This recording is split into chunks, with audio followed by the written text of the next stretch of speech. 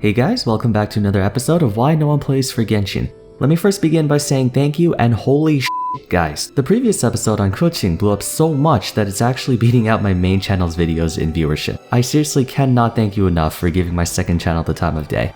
As thanks to the new massive wave of support, I'm gonna go straight into the next episode. So for today, let's talk about arguably the most tragic character in Genshin Impact, Sangonomiya Kokomi.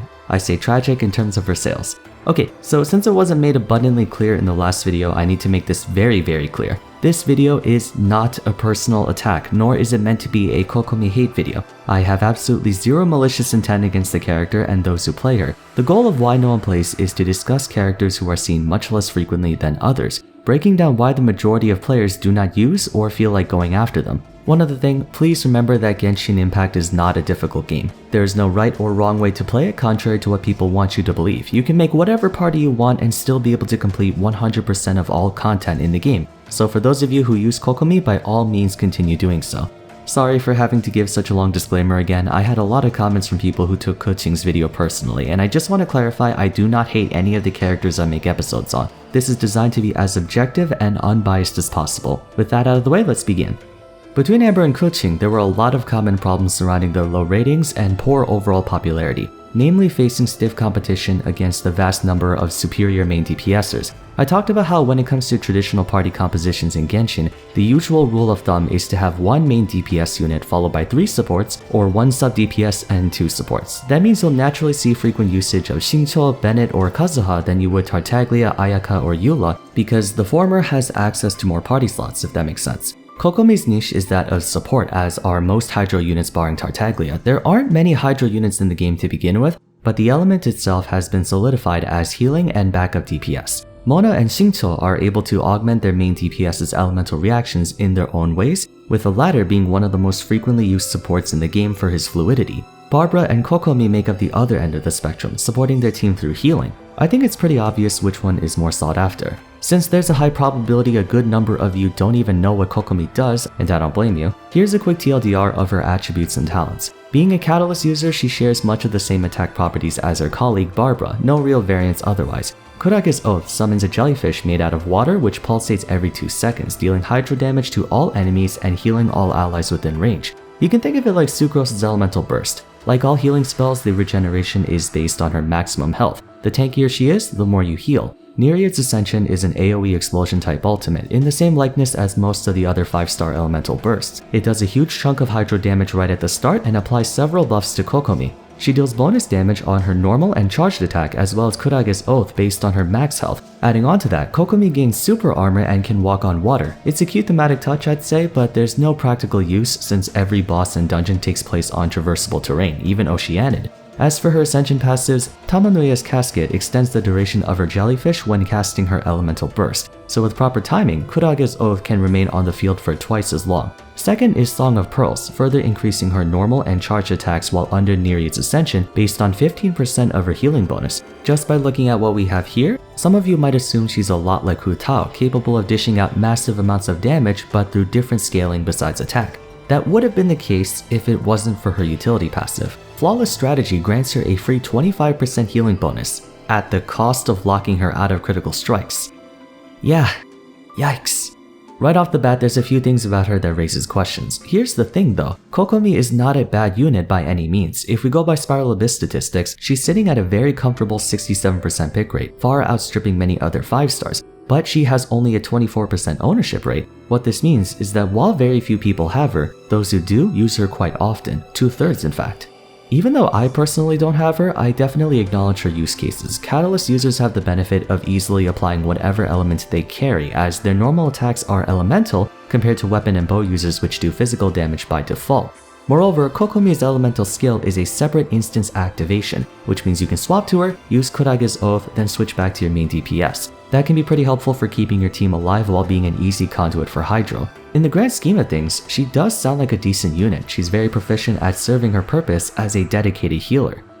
That's the problem. In the current version of Genshin Impact, there is nary a circumstance that warrants a dedicated healer, resulting in the driving force behind Kokomi's lack of play stemming from her replaceability. Healers in Genshin aren't prioritized in light of the lack of demand for them. In the overworld and domains, we have access to healing items, which not only heal just as much as dedicated healers, but are more instantaneous and, they don't require a party slot. Some might be quick to assume her restorative powers to be crucial in Spiral Abyss, where the usage of curatives is forbidden. But that dungeon taxes your DPS and clear speed more than your survivability, since right now, there aren't many chambers where you're suffering from so much damage that you need a dedicated healer. Additionally, some semblance of healing is present across many characters who can also do something else on top of sustaining your party. To add insult to injury, unlike turn-based RPGs, MMOs, or MOBAs where you're guaranteed to suffer damage, a considerable portion of hostile attacks in Genshin Impact are entirely avoidable by dodging. In fact, you generally want to steer clear away from face tanking damage unless you have Zhongli with 40,000 health.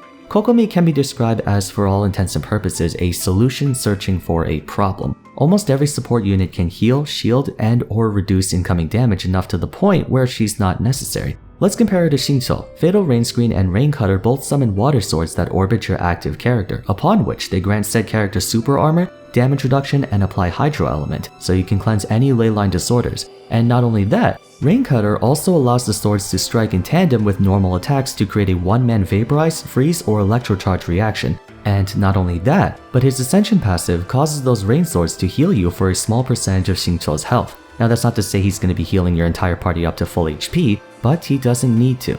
There's also the issue of Kokomi being a more expensive version of Barbara. Both units have an ability that regenerates your health. Beyond that, it comes down to if you want damage or positional freedom with that healing. So if you're trying to go for a dedicated healer, everyone gets Barbara for free and she can pull her weight just fine.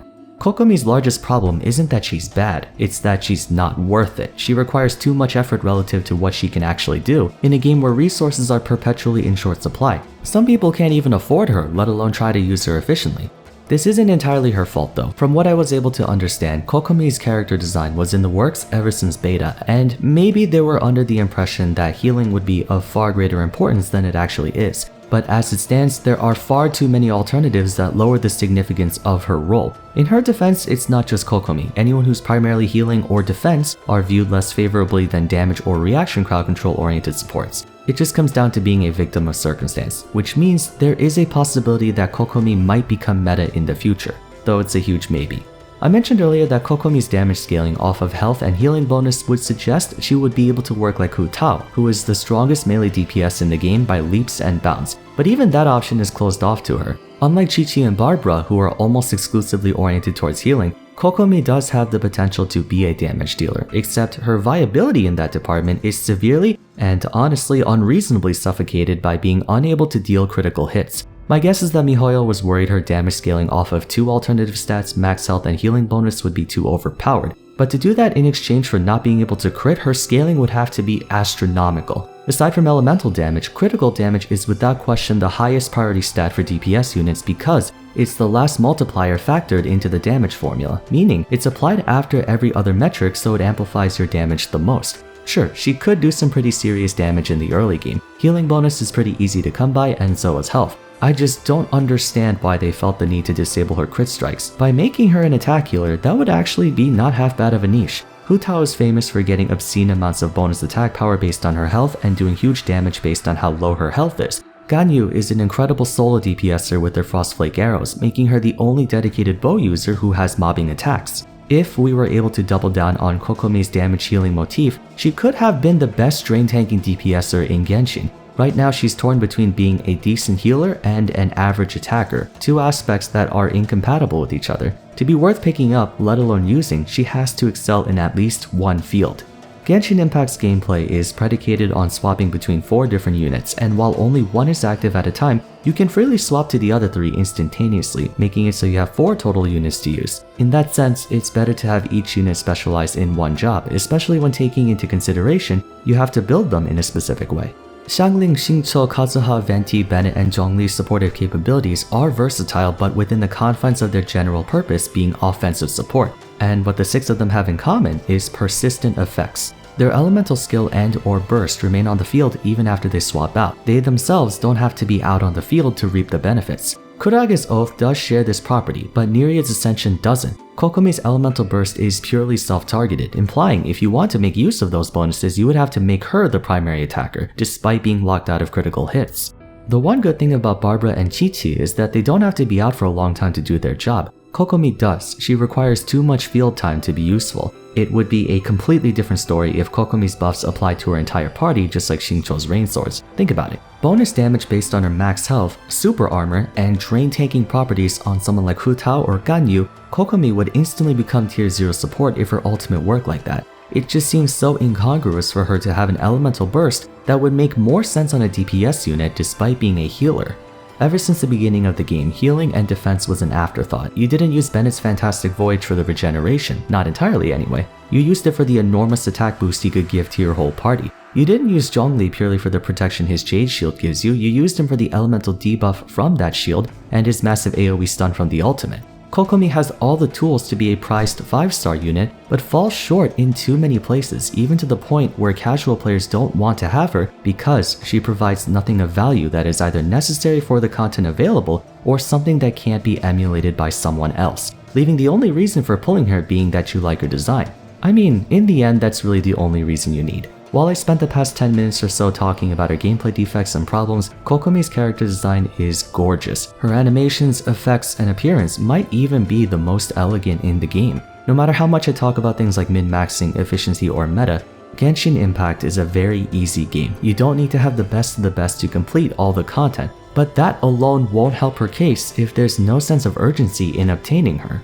Kuching may not be the best 5-star in the game, but she developed a massive cult following because she's, to this day, the only Electro Sword user in the game, and her lightning-fast attacks make her a stark contrast from every other main DPS unit, some of whom are fast but don't have quite the same kind of rushdown playstyle as her. Kuching still maintains a degree of individuality. That, and you know, she's a permanent 5-star, so odds are you're likely to pull at least one of her through off-banner. Kokomi is a Hydro Catalyst user, which immediately puts her at odds with Barbara. She's a 5-star unit, so you have to dedicate a lot of resources to get her. Free-to-play players are spread too thin as is, so even if they want Kokomi, they probably can't afford her, and whales are naturally going to be meta players, so they wouldn't want her either. Not just in Genshin, but in any game, there needs to be demand for a character. Whether that demand is through in-game circumstances like difficulty, or through the character's own merits, there needs to be demand. The player has to want the character, and those who have her right now are because they really wanted her. The rest of the community, not so much. To repeat one more time, I am not biased against Kokomi in any way. In fact, I feel bad for her. She has all the tools required to be a fantastic support unit, but falls short because of too many restrictions placed on her kit. Again, just an idea, if her elemental burst remained active even after swapping out, I bet you the entire community would thirst for her rerun just like that.